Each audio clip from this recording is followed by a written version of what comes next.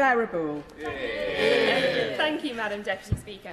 In mid-March, in my role as a Vice Chair of the EU-UK Parliamentary Partnership Assembly, I formed part of the delegation which headed out to Brussels for the Assembly meeting ahead of the 19th of May summit meeting. Whilst it was a convivial affair, I came away with great concerns about the tone of the conversations and contributions made by members of the benches opposite.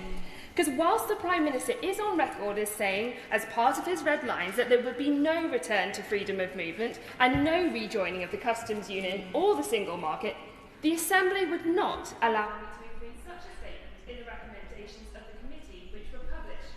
It was said it was implicit. But if that is true, surely it is not controversial to include it as a statement of fact. So the tone of the conversations and the debates indicated a different direction. The red lines seemed to be drawn in disappearing ink.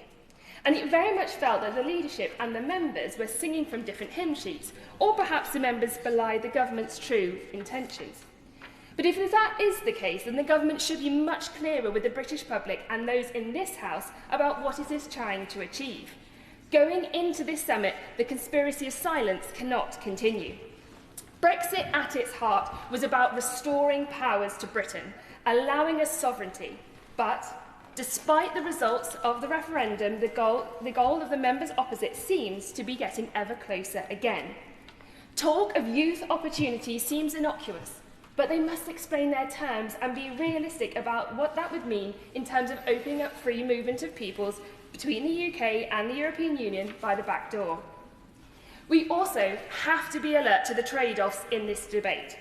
To secure the veterinary agreement, I fear we will concede on dynamic alignment. And the Minister has another opportunity, if he so wishes, to intervene, but silence once again. I also fear that our fisheries may be the next sacrificial lamb.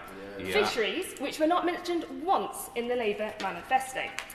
Now, in the recommendation from the PPA, which the Conservatives dissented to on the whole, it states in regards to fishing that the Assembly would provide a signal on or before the summit that a fair deal on fisheries would be reached, building on current arrangements. But what does a fair deal mean to this government? If the French insist on a multi-year agreement which naturally shifts the favour further to their industry as a grounds for getting an SPS agreement, and our government concedes, then this will be another community harmed by this government. First they attack our farmers, now our fishermen.